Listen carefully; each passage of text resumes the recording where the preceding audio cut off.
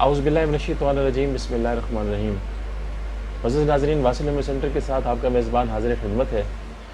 اور آج ہم جس موضوع کے حوالے سے بات کرنا چاہیں گے، کیونکہ گرمی کا سیزن چل رہا ہے اور گرمی کے موسم میں اکثر لوگوں کو یہ تکلیف ہو جاتی ہے۔ یہ تکلیف ہونے کے جو اسباب ہیں وہ بنیادی طور پر تو یہی ہیں کہ عام طور پر لوگ پانی کم پی رہے ہوتے ہیں، یا غفلت کر جاتے ہیں، سستی کر جاتے ہیں، یا جو اچھے مشروبات ہیں ان سے وہ مستفید نہیں ہو رہے ہوتے۔ تو ہوتا کیا ہے، ان کو بیسیکلی ان کو یو ٹی آئی ہو جاتا ہے، یعنی یورینری ٹریک انفیکشن ہو جاتا ہے۔ پیشاب کے اعضاء میں انفیکشن پیدا ہو جاتا ہے۔ سادہ الفاظ میں اگر میں آپ کو سمجھانے کی کوشش کروں تو اس کی جو تعریف بنتی ہے وہ یہی بنتی ہے کہ پیشاب کے اعضاء میں انفیکشن کا پیدا ہو جانا۔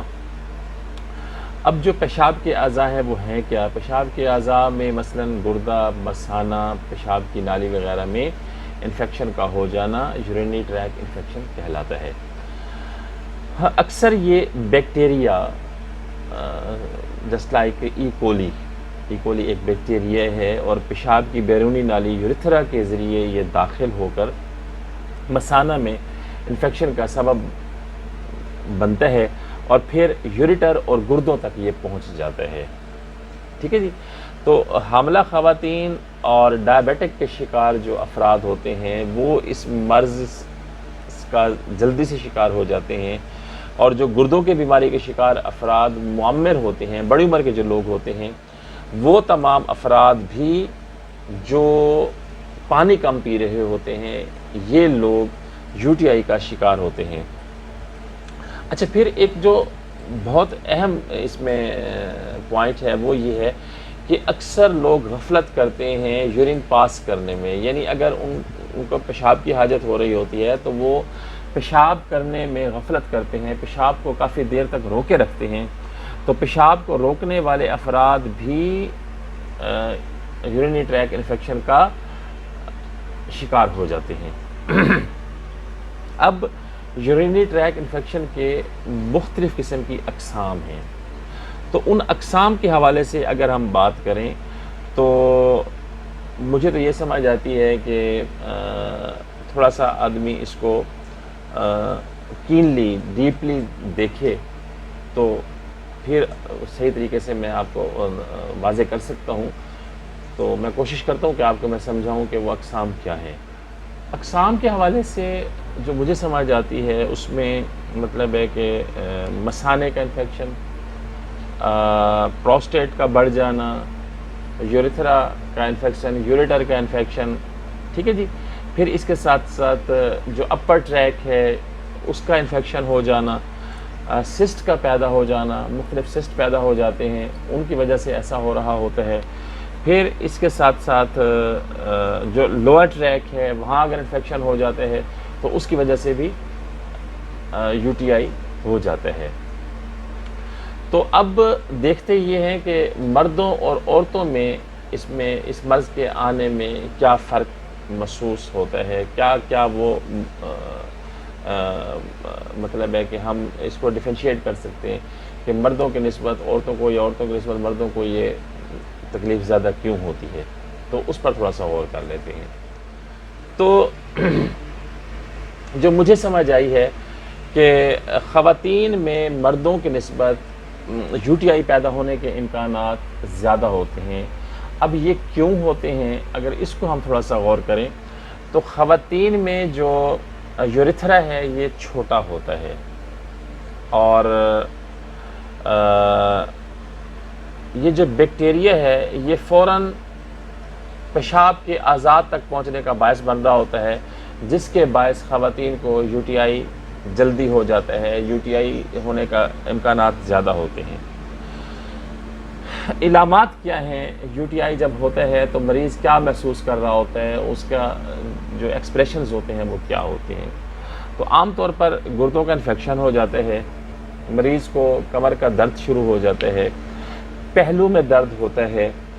مریض کو تیز بخار ہو جاتا ہے، یو ٹی آئی کی وجہ سے بہت شدید بخار ہو رہا ہوتا ہے،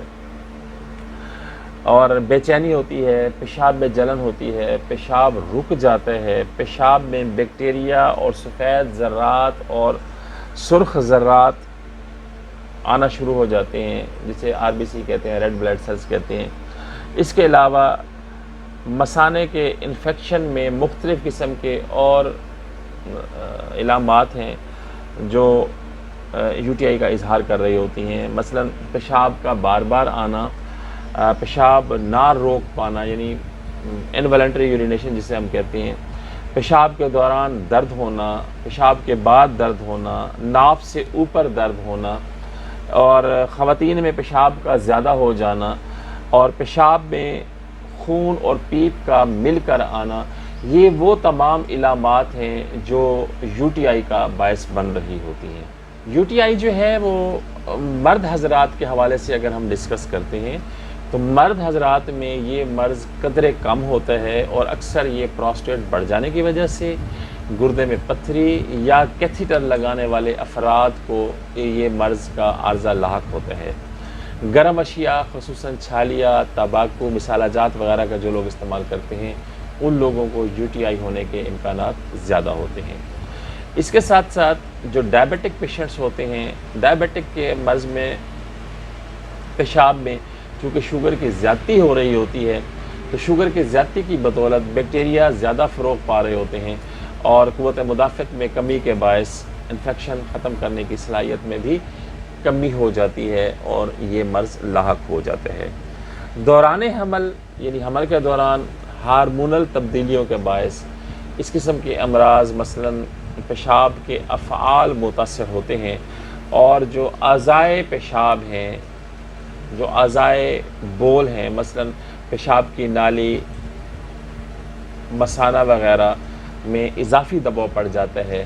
اور انفیکشن کا خطرہ بڑھ جاتا ہے۔ اب جو سن یاس کے جو دن ہوتے ہیں ان دنوں میں یعنی سن یاس کے دوران ایسٹروجن ہارمونز کی مقدار چونکہ کم ہو جاتی ہے، اور ایسٹروجن کا ایک کام UTI سے بھی حفاظت ہے، لہٰذا اس کی کمی کے باعث UTIs کا خطرہ بڑھ جاتا ہے۔ جو معمر افراد ہیں، جو بزرگ حضرات ہیں، ان کے حوالے سے اگر ہم بات کریں تو معمر مرد و خواتین دونوں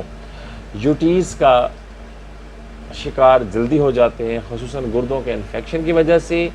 معمر افراد میں UTIs کی جو علامات ہیں وہ عام طور پر اس کے ساتھ ساتھ آ رہی ہوتی ہیں، اور ان میں بے چینی ہوتی ہے، ذہنی خلفشاری ہوتی ہے، اور علامات بھی ساتھ آ رہی ہوتی ہیں، تو وہ UTIs کا شکار ہو جاتے ہیں۔ بچوں میں جو UTIs کی جو صورتحال ہے وہ کچھ ایسے ہے کہ بچوں میں صفائی ستھرائی کا خیال اور ڈائپر کی وقت پر تبدیلی انفیکشن سے محفوظ رکھنے میں معاون ثابت ہوتی ہے، لیکن اگر ایسا نہیں ہوتا تو بچے بھی بہت جلد UTIs کا شکار ہو جاتے ہیں۔ بچوں میں عام طور پر علامات جو ظاہر ہوتی ہیں، لیکن وہ چونکہ بچے ہوتے ہیں وہ کہہ نہیں سکتے، اظہار نہیں کر سکتے، اپنی بات سمجھا نہیں سکتے، تو اس کے ساتھ ساتھ ان میں بخار، پیشاب میں شدید بو، پیشاب میں جلن، بھوک کی کمی، پیٹ میں درد، چرچرا پن جیسی جو علامات ہیں یہ بچوں میں جب آشکارا ہوتی ہیں تو معالج حضرات کو یہ ضرور دیکھنا چاہیے کہ کہیں یہ بچہ UTIs کا شکار تو نہیں ہے، اور بر وقت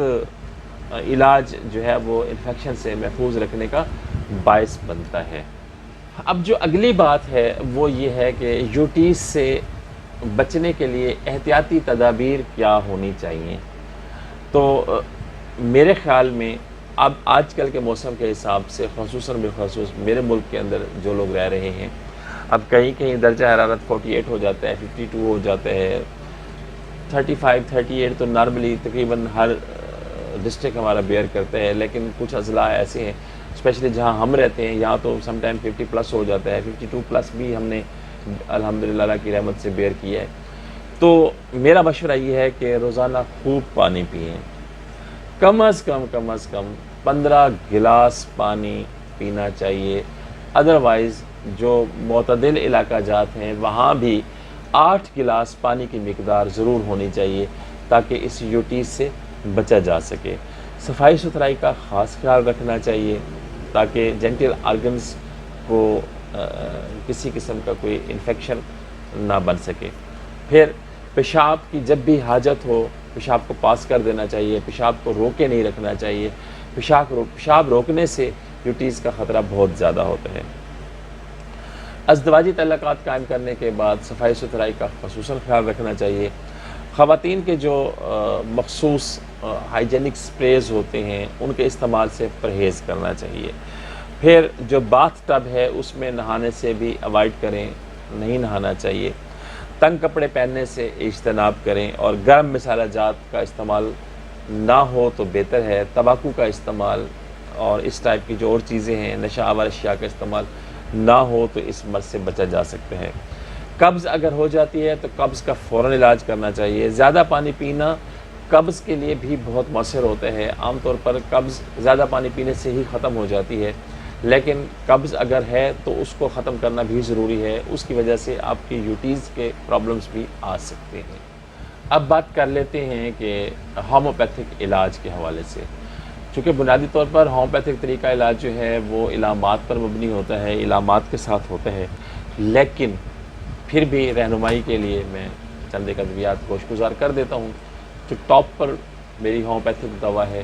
کینتھرس سے اچھی کوئی دوا نہیں ہے، کینتھرس کو ضرور آزمانا چاہیے۔ بربیرس ولگرس انہی ادویات کی ایک انتہائی معاون ادویات میں ایک دوا ہے جو یوٹیز میں بہت اچھا کام کرتی ہے۔ سیم ایز آپ کو سارسپریلا دیکھنا چاہیے، ٹیریبنتھینا دیکھنا چاہیے۔ ٹیریبنتھینا کے بہت اچھے اثرات ہیں یوٹیز کے حوالے سے۔ پریرا بریوا بہت اچھی دوائیاں ہیں، تو کوشش کر کے اپنے معالج سے مشورہ کر کے ہومیوپیتھک ادویات استعمال کرنی چاہیے۔ یہ تھا آج کا ہمارا یوٹیز کے حوالے سے چھوٹا سا کنٹینٹ۔ امید واثق ہے کہ آپ کو ضرور پسند آیا ہوگا۔ پسند آنے کی صورت میں لائک کا بٹن ضرور دبا دیجئے، اور جو لوگ ہمارے چینل کے ساتھ آج پہلی دفعہ وابستہ ہوئے ہیں ان سے گزارش ہے کہ ہمارے چینل کو سبسکرائب کر دیجئے اور بیل کے بٹن کو ضرور دبا دیجئے، تاکہ اسی قسم کی جو آنے والی مزید معلومات پر مبنی ہماری ویڈیوز ہیں آپ ان سے مستفید ہو سکیں۔ اور جو لوگ ہم سے علاج کے معاملے میں رجوع کرنا چاہتے ہیں تو ہماری ویڈیو کے نیچے ہمارا واٹس ایپ نمبر بھی آ رہا ہوتا ہے اور ہمارا ایڈریس بھی آ رہا ہوتا ہے، ہمارے ڈسکرپشن میں ہمارا ایڈریس بھی ہوتا ہے، تو واٹس ایپ کے حوالے سے آپ رابطہ کر سکتے ہیں اور علاج کے حوالے سے بھی آپ رابطہ کر سکتے ہیں۔ اور خصوصاً جو لوگ میرے انتہائی نزدیکی ہیں، جو میرے اپروچ میں ہیں، وہ ڈائریکٹ اگر میرے کلینک ڈائریکٹ واصل ہومیو میڈیکل سینٹر نزد مل موڑ بھکر روڈ دریا خان اگر آنا چاہیں تو ہماری خدمات ہر وقت آپ کے لیے حاضر ہیں۔ نیک تمناؤں کے ساتھ اگلی ویڈیو تک کے لیے اللہ حافظ۔